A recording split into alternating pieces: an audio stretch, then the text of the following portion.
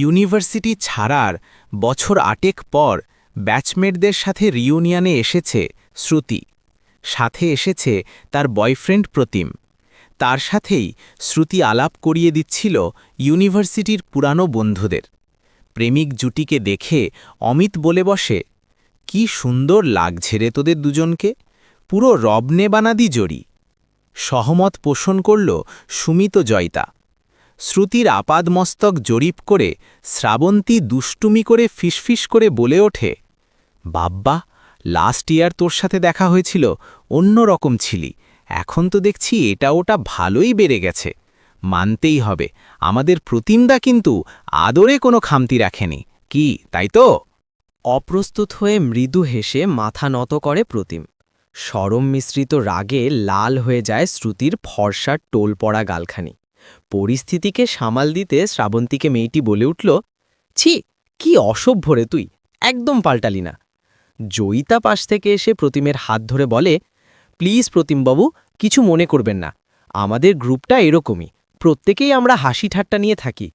এরই মাঝে পেটুক রাহুল সবাইকে থামিয়ে বলে বসল, তোরা সেই থেকে শুধু বকেই চলেছিস, টেবিল বুক করে দাঁড়িয়ে বেকার বকবক করছিস। চল এবার বসা যাক, কিছু অর্ডার কর, জমিয়ে খাওয়া দাওয়া করি। এক লহমায় তাকে থামিয়ে দিয়ে জয়িতা বলল, ওরে মোটু, একটু দাঁড়া, রজতকে আসতে দে। বাবু আমাদের ভীষণ অভিমানী, যদি একবার এসে দেখে আমরা তাকে ছাড়াই খেতে বসে গেছি, সঙ্গে সঙ্গে ব্যাক করবে। সুমিত প্রশ্ন করল, শুনলাম রজত কাকে যেন আনছে, কে রে? জয়িতা উত্তর দিল, কি জানি, বলল তো ওর এক বন্ধু। রজতের নামটা শোনামাত্রই দেহ মনে একটা ঈষদুষ্ণ তরঙ্গ বয়ে গেল শ্রুতির। তার অপরাধী মনটা বলে উঠল, কেন আসছিস তুই, কেন? এমন সময় হঠাৎ সুমিত উঁচু গলায় বলে উঠল, শয়তান কা নাম লিয়া আর শয়তান হাজের। সবাই তাকালো রেস্তোরাঁর এন্ট্রান্সের দিকে। রয়্যাল এনফিল্ডটা যথাস্থানে পার্ক করছে রজত, আর ঠিক তার পাশে দণ্ডায়মান এক ডানাকাটা ফুটফুটে পড়ি। রাহুল নিচু গলায় বলেই ফেলল, আরি বাস, কি মাল পটিয়েছে রে রজত ভাই। সায়ে দিল অমিত এবং শ্রাবন্তী। রিসিভ করতে হাসি মুখে এগিয়ে গেল জয়িতা। নতুন জুটিকে দেখে নিজেদের মধ্যে কথোপকথনের রোল উঠল বন্ধু দলে। শুধু মৌন রইল শ্রুতি। অপলক দেখছিল সে রজত ও তার বান্ধবীকে। রীতিমতো চোখ ধাঁধিয়ে যাচ্ছিল তার। রেস্তোরাঁর এন্ট্রান্সের দিকে তাকিয়েই শ্রুতি যেন একটু থমকে গেল। অনেকদিন পর রজতকে দেখে মুহূর্তের জন্য চিনতেই পারেনি সে। সেই পরিচিত এলোমেলো মানুষটা নয়। আজ রজতকে অদ্ভুতভাবে নিখুশিত লাগছিল। চুলের ভাঁজ, ড্রেসিং সেন্স, চলনে আত্মবিশ্বাস, সময় যেন তাকে ঘষে মেজে নতুন করে গড়ে দিয়েছে। শ্রুতির বুকের ভেতর হঠাৎ একটা অজানা খোঁচা লাগল। ডাইনিংয়ে বসে প্রেয়সী কোয়েলের ছোট ছোট সুবিধা অসুবিধা ও প্রয়োজনগুলির সযত্নে খেয়াল রাখছিল রজত। ভালোবেসে কয়েকবার রজতকে খাইয়ে দিল মেয়েটি। একটা অদ্ভুত না ভালো লাগার উপদ্রবে নিষ্পিস করতে লাগল শ্রুতির সর্বাঙ্গ। লাঞ্চ সেরে মিনিট 10 গল্পগুজব করেই সবার উদ্দেশ্যে রজত বলল, এবার উঠি রে। অবাক হয়ে অমিত আর জয়িতা প্রশ্ন করল, উঠি মানে? বিকেলটা গঙ্গার পাড়ে আড্ডা দেব জমিয়ে, তারপর সন্ধেবেলা ব্যাক করব সবাই, তাই তো কথা ছিল, কি রে? সবাইকে সাক্ষী করল অমিত। রজত মুচকি হেসে বলল, সারা সপ্তাহ কাজে ব্যস্ত থাকি, ওকে পর্যন্ত একান্তে সময় দিতে পারি না, আবার তোদেরকেও খুব মিস করি, তাই ভাবলাম দুটোই কভার করব একটু একটু করে। শ্রাবন্তী জোর দিয়ে বলল, না না, আজ ছাড়ছি না তোকে।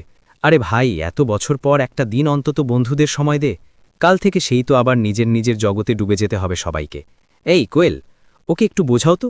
আর শ্রুতি, তুই চুপ করে আছিস যে, কিছু তো বল।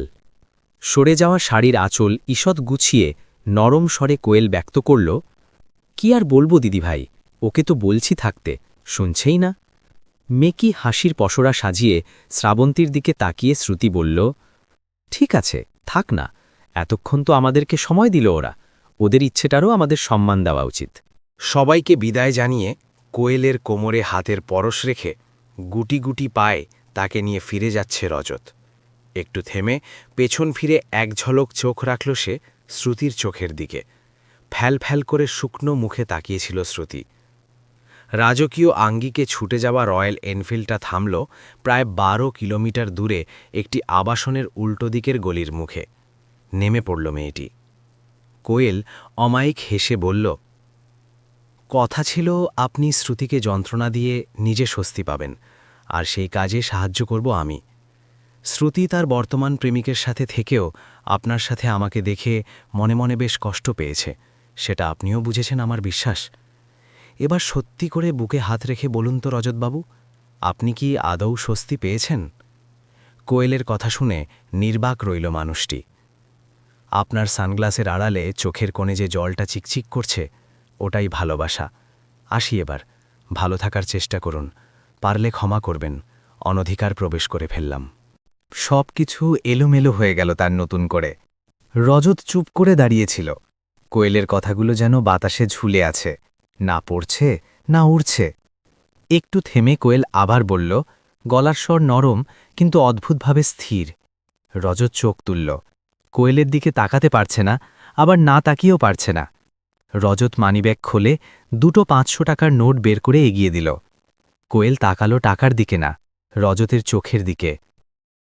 এক মুহূর্ত চুপ করে থেকে সে মৃদু হেসে বলল, এটার দরকার নেই। রজত থমকে গেল। কোয়েল শান্ত গলায় বলল, আমি টাকার জন্য এসেছিলাম ঠিকই, কিন্তু বুঝলাম আমি আমার কাজ ঠিকঠাক করতে পারিনি, বা হয়তো আমাকে নিয়ে গিয়ে আপনি ঠিক কাজ করেননি। আপনি আজও একই জায়গায় রয়ে গেছেন, তাই তো আজ যন্ত্রণা হলো আপনার। যদি বেদনার বিন্দুমাত্র আপনার চোখে মুখে না পেতাম, তাহলে পারিশ্রমিকটা ঠিকই নিতাম। কোয়েন চোখ নামিয়ে নিয়ে বলল, আপনি হয়তো আজ বুঝবেন না রজত, যখন একা থাকবেন তখন মনে হবে এই টাকাটা না নেওয়াটাই ছিল আমার সত্যিকারের অনুভূতি। এগিয়ে গেল কোয়েল। রজত দাঁড়িয়ে রইল। হাতের মধ্যে ধরা নোট দুটো হঠাৎই ভারী হয়ে উঠল তার কাছে। সেই মুহূর্তে সে বুঝল, কিছু মানুষ নিছক উপদেশ দিতে আসে না, তারা শুধু আয়না ধরিয়ে দিয়ে চলে যায়। মাঝরাত। অন্ধকার ঘরে একা বসে আর নিজেকে ধরে রাখতে পারল না রজত। হাত বাড়িয়ে ফোনটা তুলে নিল। কল গেল। রিং শেষ হওয়ার আগেই ওপাশ থেকে কল রিসিভ হল। দুজনেই চুপ, কোনো কথা নেই, শুধু দুপাশে নিঃশব্দ শ্বাসের উপস্থিতি, যেন দুটো ক্লান্ত মন একই অন্ধকারে দাঁড়িয়ে আছে।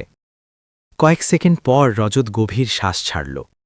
কাপা গলায় বলল, সরি এত রাতে ফোন করার জন্য, আমি জানি ঠিক হয়নি। কিন্তু ওপাশ থেকে কোয়েলের গলা এলো, ধীর, অস্বস্থ। এখন অনেক রাত রজত। এই সময় মন আরও দুর্বল হয়ে পড়ে। একটু থেমে সে খুব শান্তভাবে বলল, দয়া করে ঘুমানোর চেষ্টা করুন, নিজেকে একটু বিশ্রাম দিন। তারপর সেই একই যত্নে যোগ করল, চিন্তা করবেন না, আপনি একা নন, আমি আছি। রজত আর কিছু বলল না, চোখ বুজে ফোনটা কানে ধরে রইল। এই মুহূর্তে তার কাছে এইটুকু আশ্বাসই সবচেয়ে বড় প্রাপ্তি। প্রিয় বন্ধুরা, এতক্ষণ সাথে থেকে গল্পটা শোনার জন্য অশেষ ধন্যবাদ। গল্পটা ভালো লাগলে একটা লাইক, কমেন্ট ও শেয়ার করে দেবেন। আর পরবর্তীতে আরও এরকম নিত্য নতুন গল্প শুনতে চাইলে আমার চ্যানেলটি সাবস্ক্রাইব করে সাথে থাকুন। ভালো থাকবেন সবাই।